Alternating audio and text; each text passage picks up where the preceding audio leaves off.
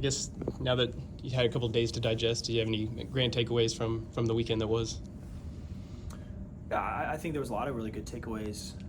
Just gives us some clarity on some areas that we got to work on with our team, and I thought overall a lot of really good stuff from this weekend, and we'll just keep getting better. I've seen a lot of swollen faces and black eyes and stuff for a gauntlet so early in the season. How do you sort of balance recovery versus you guys got two duels this weekend to go wrestle? I mean, it's just college wrestling. I mean, these kids have been wrestling their entire lives. I think over the last decade, I think college schedules have definitely softened up a lot. But, there's a time when college kids wrestle 40 matches in a year, So I think it's just kind of part of it. It's part of the growth, It's like you're going to be banged up. And it's like wrestling the Big 12 tournament and shortly after that getting ready for the national tournament. So I think it was really good. I think for our team this year, it was really good. And just got to keep getting better. You've always been around great programs, but I got to admit, I've been around this program a long time. To see 3 freshman wrestlers go from being unranked and starting the season in roughly 3 weeks to being ranked number 2 in the country, and that's what happened pretty much universally with all the ranking people. That's amazing. I think when we scheduled this year, we had our whole team, like 25 through heavyweight, we have the opportunity, like it's in our hands. Like we get to wrestle everybody, but probably one group of guys, and we get an idea where we're at.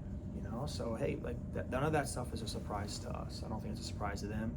That's just the mentality that we're wrestling with. It's a mentality we're wrestling with, and some of the guys that maybe fell short this weekend, their mentality is the same. They just got to work on some things a little different. We were just a couple finishes away from significantly different results. So, the output's there.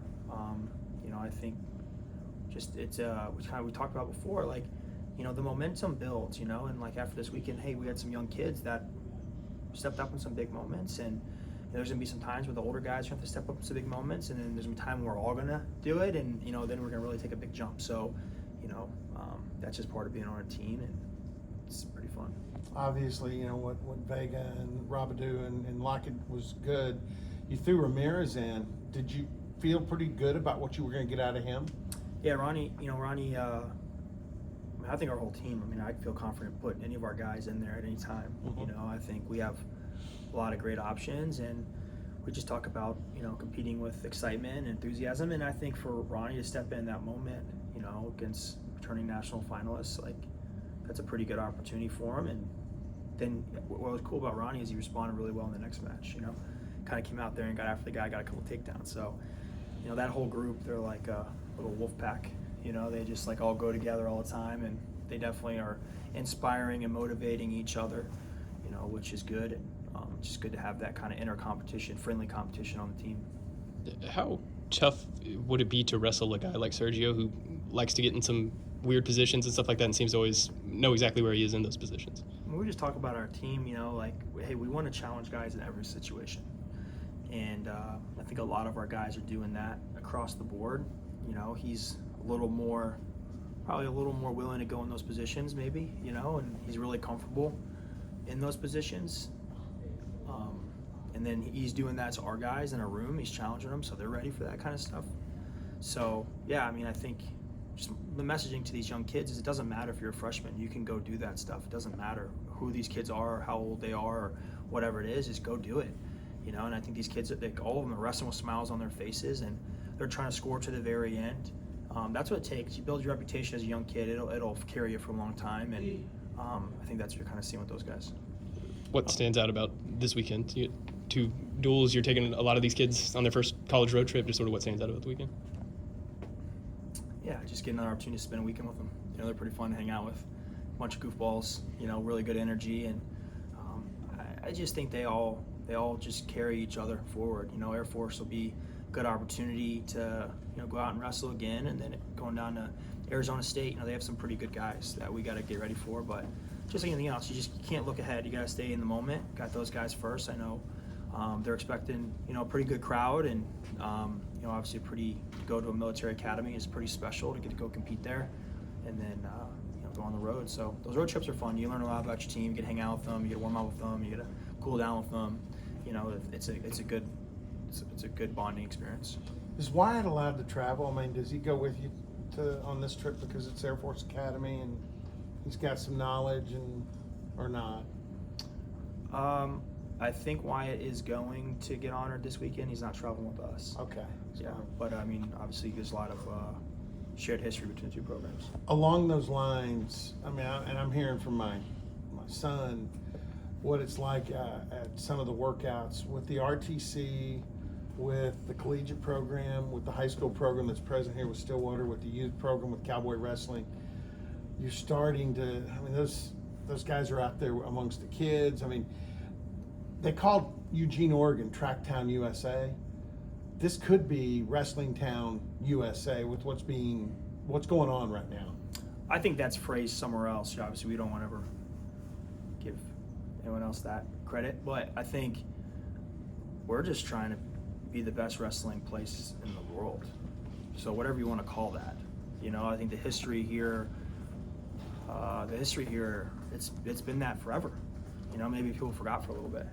This place is a sleeping giant. Like, we're just trying to restore, the prominence of this town and the history of this program, and it's happening pretty quickly, and it's pretty fun, and this is a place that people gravitate towards. The energy here is unique and special.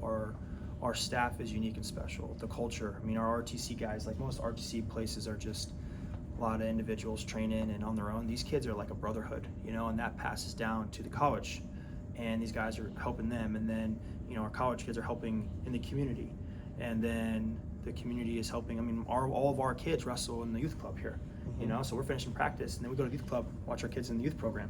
So I think it's a pretty special place. Just excited to be here, and we should probably come up with maybe a better name for that. Maybe a documentary, NIL opportunity. I had a listener suggest that could really, it's taken off. Yeah, it's a special place here. We didn't get to talk to you about your 2026 class finally signed. Obviously, a really elite group. Just sort of what are your thoughts on that class? Yeah, I mean, I think we were fortunate just the time we got down here and to have those two classes back to back. Some pretty really high character, great wrestlers. And choosing Stillwater as the place that you're going to be for the next big chunk of your life. The momentum here is rolling, which is awesome. Staying present right now. We talked about that last year. You stay present right now.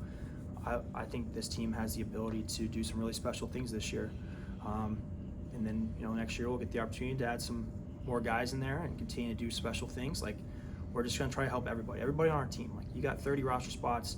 If you're part of our team, you're trying to be the best at what you do. And those are the guys that we're seeking out. Those are the guys that are choosing to be here, and that's how we're going to do some pretty awesome stuff. With Ronnie getting reps at 133, are you planning on continuing to use him this weekend, or go back to Figueroa? Like, what's the situation going on at 133? We'll see, I guess. I honestly, it's just like kind of like, I guess maybe 33 a little bit like 33 last year. Like we got two good guys there, and we'll kind of see how things continue to materialize. Never gonna really give the opponents something to get ready for. You got ready for both. They're both really freaking good, so we'll see what happens. Going into Casey's final match on Sunday, it seemed like you kind of told him just go get a takedown in that third period. How good was it to see him go out there and get that in that moment and kind of in that weekend off in the way he did? Yeah, it was good. Like it's he's stepped into some really tough competition, here, and just little things have just kind of dictated the outcomes of each one of those matches, and that's just wrestling, right? I mean, it's not usually these big things, they're usually the small things. And then sometimes you just get, and you're using wrestling, and you just gotta get a takedown, and it changes everything for you. So I think it was good, like obviously that kid's a young kid, kind of throwing him in there like complete upside, and the kid competed pretty hard. And Casey made it a little harder on himself than it needed to be, but just finding a way. I just remember giving him a hug afterwards, like, hey dude, the weekend's over.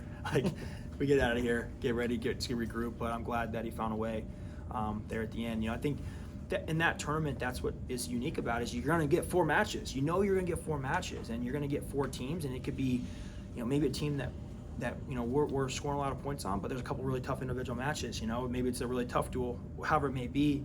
149 is one of those weight classes where everyone's going to be tough. So, reminded me of some of those youth tournaments where you're just like in the gold pool and you're just wrestling everyone, and you're just one guy after another guy, and sometimes things go for you and sometimes they go against you. And him just finishing strong, I think was good. Marshall, I asked you the general questions, but now when you look back on it, knowing what you got, what your class is coming in for next year, is it good to have it that quickly off the bat, or would you want to see the National Duels Invitational backed off maybe even 2 or 3 more weeks for guys to get more in the flow? Because it seemed like that bothered some teams.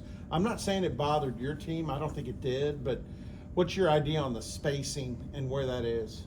I think it's super easy to get bothered by things, but as a program, we just don't get easily bothered by stuff, right? So I think that's what's going to make us a good team. You can put the date wherever you put it, and everyone will have an opinion on it, and they'll complain about it. You know, it just is what it is. Everyone's got an opinion, and everyone has a reason for why. You gotta have some structure and some similarity, and you gotta just get it going. You know, like that's why I think it didn't go for a long time, because everyone had an opinion, and then it just kind of just fizzles out. So I think it was a really good event. You can put it in November, you can put it in December, you can put it whenever you want. It's gonna be tough, and there's really no other real preparation. You're gonna have to get ready for it.